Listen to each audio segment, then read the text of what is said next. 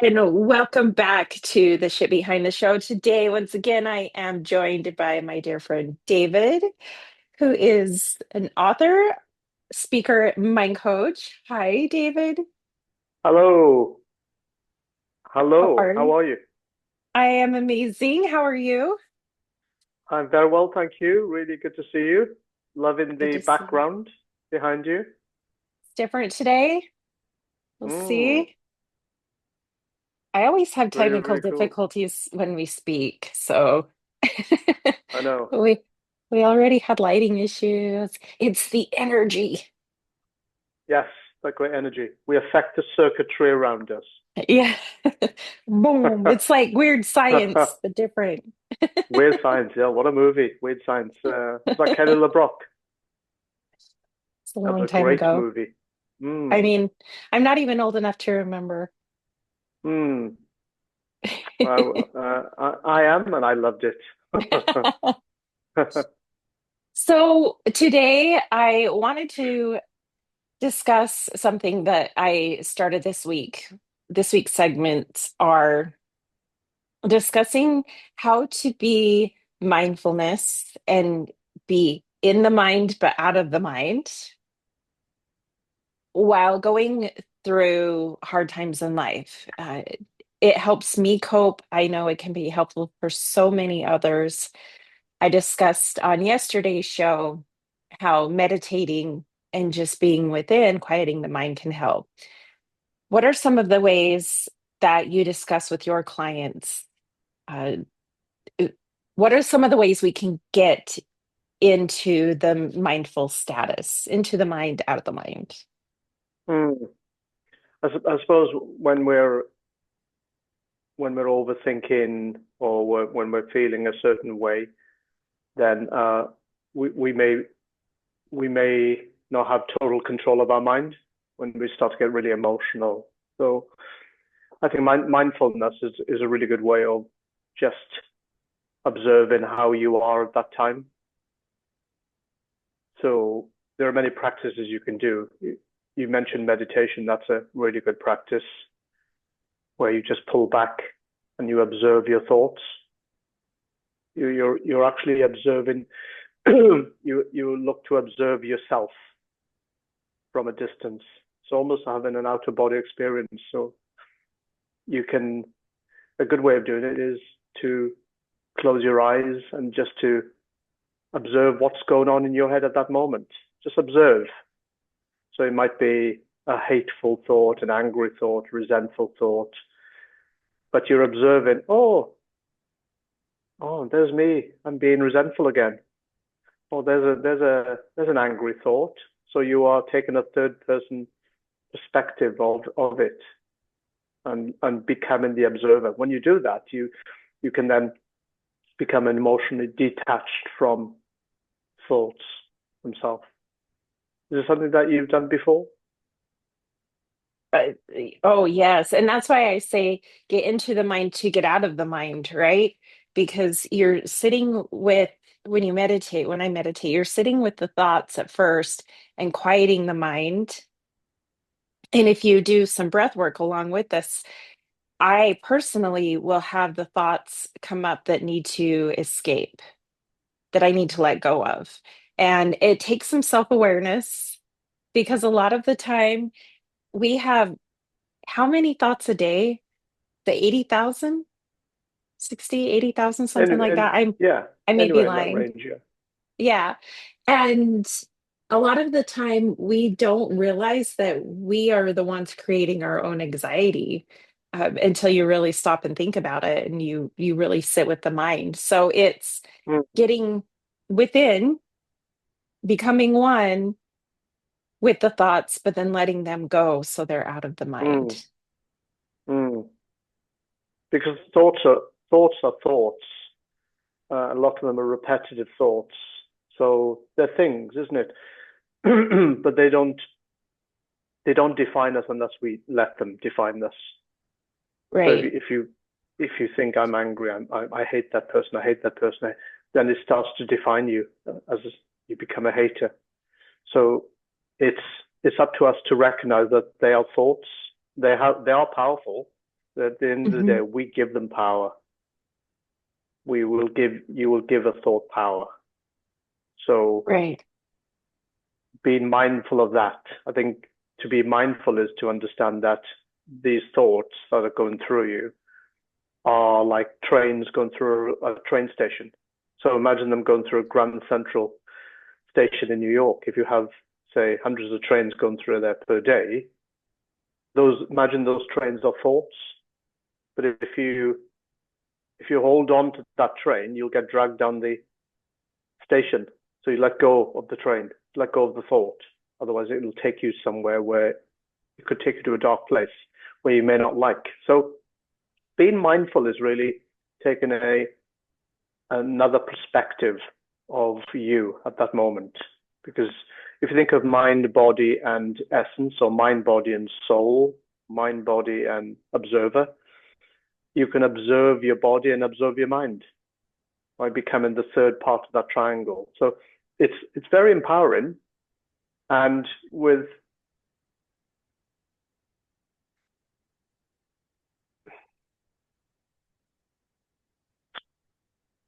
right, I'm back. My phone rang. Right, so it's very Oh. empowering. I switched it off now. It's very empowering that we can become someone else, the observer. So we're Mhm. not the body, we're not the mind, we're the observer. And that's a very powerful aspect to have. So for instance, I am very mindful at most of the time, so I'm always observing myself. Even if I'm in a conversation with another person, I'm definitely listening to that person, but I'm also the observer on, am I paying attention to this person? Am I listening enough? Am I contributing enough to this conversation? Is it engaging? So I'm always analyzing, but from an observant point of view. When we do that, then we're less reactive, Chrissy. So we become, instead of just reacting to the other person, getting emotional about it, you can take the emotions, put the emotions aside for that time. So give me an example of a situation that you think people should be more mindful about. Oh, goodness, I could go on all day. Let's start with, it could be as small as driving in traffic in the morning to as big as, say breakup. I've been through a few of those in my life. And there are so many emotions, as you know, and a lot of people going through this constantly. So many emotions that arise. Your life is changing in a sense. You're missing the person. There are the what ifs, there are the what could I have done better, there are what did I do. I mean, so many thoughts going through your mind. But if you just take a second to sit with that, to let them go, I choose to just let it go. I choose to see the positive in every relationship. I try to let go of the negative. That's hard at first because you're heartbroken. But to switch your thinking from wow, it's gone to wow, I get to start over is very powerful. I have a clean slate. I get to start over. I take all the good from that. I get rid of anything that was negative. And I I like to sit and meditate and recreate my future. Anxiety is fear of the future, right? Or fear of something that has happened in the past and that repetitive incident is going to come back, which is why a lot of people run from relationship and sabotage because it's the what if. So that's one thing for me is, and recently going through a breakup, I've had to do this with myself, just quiet the mind, find peace in it. I also throw out love from here, the heart chakra, and then imagine the love coming in to myself. It was a lot Mm. of information. Yeah, that's really good. That's really good information, actually. Of course, and mindful is for me. Mindful is okay. You just be mindful of the way you are. where you're being, where you're thinking, where you're feeling. It's just instead of being in it, you're taking yourself out of it. Hmm. So you instead of being one of the ingredients in the blender, you're the operator. You're not the ingredient in the blender. So you're not the yogurt or the banana. You're the chef. So I want to be a the banana. Just kidding. let's not get rude. So I want to so I want people to realize that when you're mindful, you're more in charge, you're more in control. You know, you can be Mhm. mindful when you're doing yoga, you can be mindful when you're walking in the park and you're observing the trees or the flowers, you're being mindful.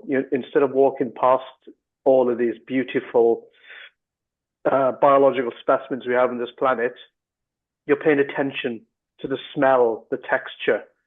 So you're being mindful instead of just being wasteful or in a hurry or life is an emergency. Life is not an emergency. So for me, mindful is paying attention to life. It's like you've gone into an art Yes. gallery and you see a painting you love, so you decide to stand in front of it and observe the texture, the colors of the painting, what the meaning is of the painting. You become in the moment, mindful, instead of walking past the painting and saying, that was nice. And you walk past, it's a blur.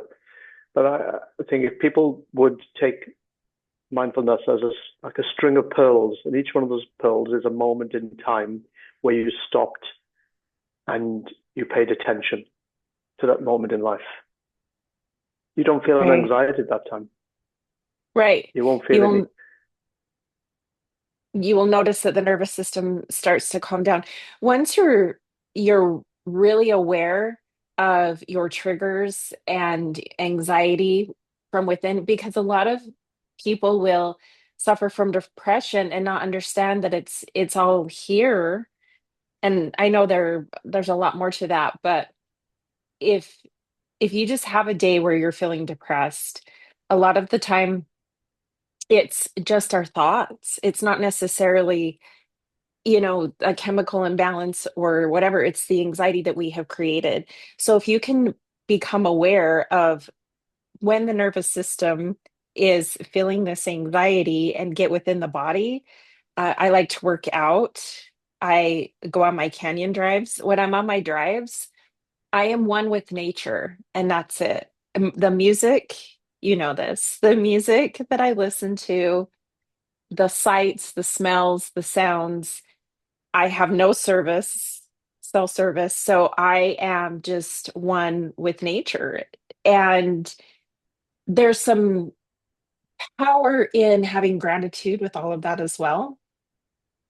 While you're sitting with yourself, and to express gratitude really helps coping with anxiety and the stresses of life as well. Hmm, Not crying.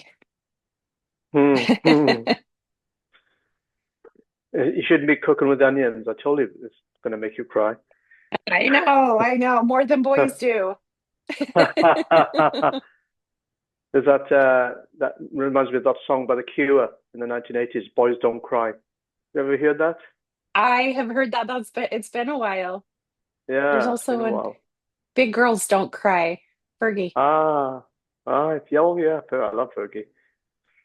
So you're right about gratitude. It's a beautiful way of looking at life. When people say to me, "Oh, that gratitude technique," it's not a technique. It's it's like saying breathing is a technique. No, it's a necessity. It's what we do biologically to get in air into our cells. So gratitude is a way of looking at life. Imagine taking off a pair of dirty sunglasses or dirty glasses. They're filthy. Throwing them and put a nice pair of clear glasses. That's gratitude. You can see more Yeah. of life. You're looking at, oh, that's a beautiful building we're passing. Wow, look at the architecture on that. Ooh, I wonder how old that building is.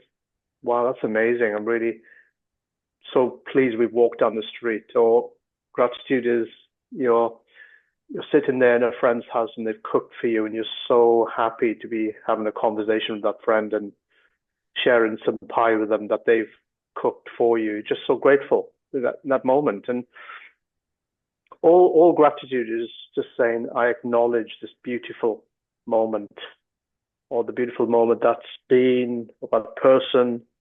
You're just paying, you're making an acknowledgement to the higher power, God, the universe, whatever's out there. You're acknowledging that something powerful is out there, and you're saying, thank you, thank you. I mean, for years, one of my clients couldn't say the word gratitude. She wouldn't say gratitude. She said, can I just say thanks? Same thing. That's gratitude. Yeah. Yeah, same thing. I mean, I caught up with her recently and she said, I love that word gratitude.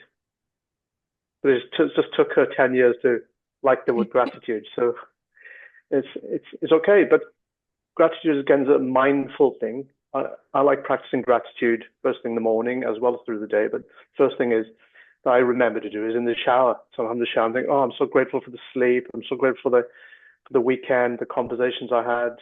So grateful for one of my friends made me a gorgeous curry in the weekend. I haven't had curry for ages. So just things like that. You just think about, oh, right. And it's just a signal to the greater power that, wow, I'm so happy. Because when we do that, we're becoming mindful, but also we're putting out an energy out there to the universe to say, yeah, more of that, please. Because Hmm. gratitude is like a switch saying, I love that, more. That's what it is. It's opening the Yes. door for more. Whereas hate and anger is closing the door for more. And it's opening the door for less. So when I learned that, when I realized, oh my God, so every time we have an event in our life, a good or bad event in our life, it's like coming to a V crossroads. That way is hate and anger and resentment and fear. That way is love and appreciation, gratitude. We've always got whatever happens, if it's a breakup in our marriage, if it's a broken relationship, we have a choice then. We have a choice to respond. Yeah. Now, naturally, as human beings, we're going to get upset. We're going to go down the angry route, resentful. But if we stay in that town, angry town, then we're going to see more anger come into our life. We're going to see more negativity, upset. But if we decide, right, okay, I'm fed up at this town. I don't want to be in this town anymore of pity and anger and victim.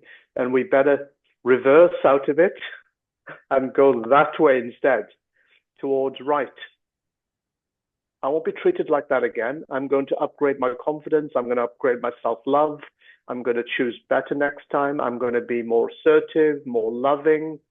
I'm going to, it's not a case of looking for red flags because that's trying to second guess, have I made the right choice with this person? Right. You should be smart enough to read a person, to understand people. If you can understand and work on yourself, that's the fastest way to understand others.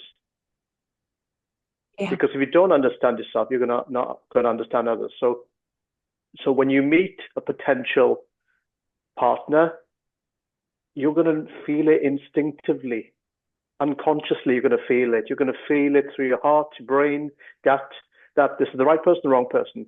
And if they say or do something that's contradictory to your values, you should not ignore that.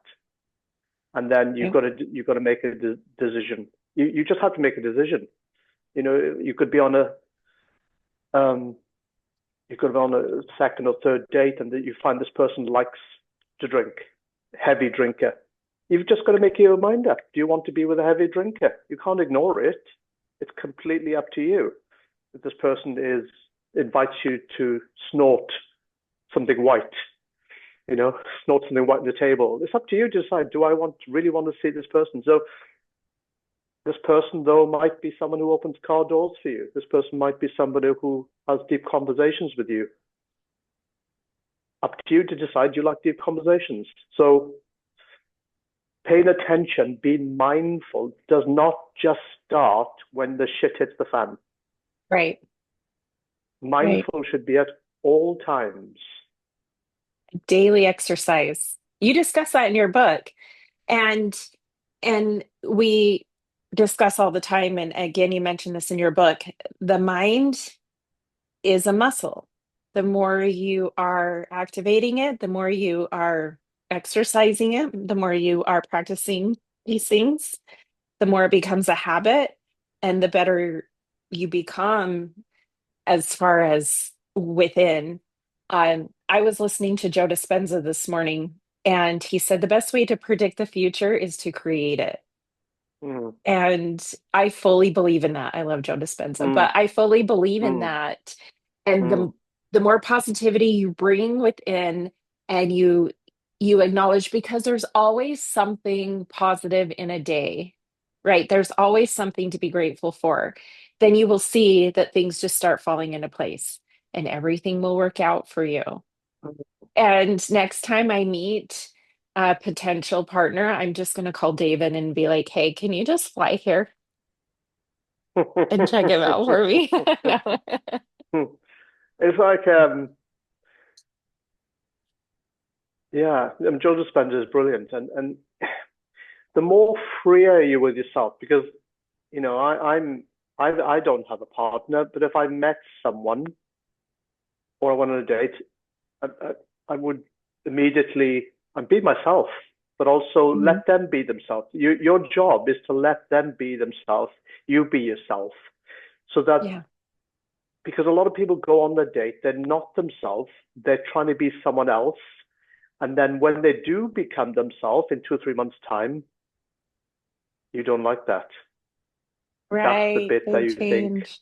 FUCK, they were behaving themselves for the first 2 or 3 months, and now this is the real them, and now I'm in a relationship. So your job, this is a clue for everyone out there, let that other person be themselves. So if they're going to hang themselves, they'll do it in the first couple of dates, not next 2 or 3 months after that. So when if I go on a date, when I'm on a date, when I speak to her, I'm going to let her just be herself.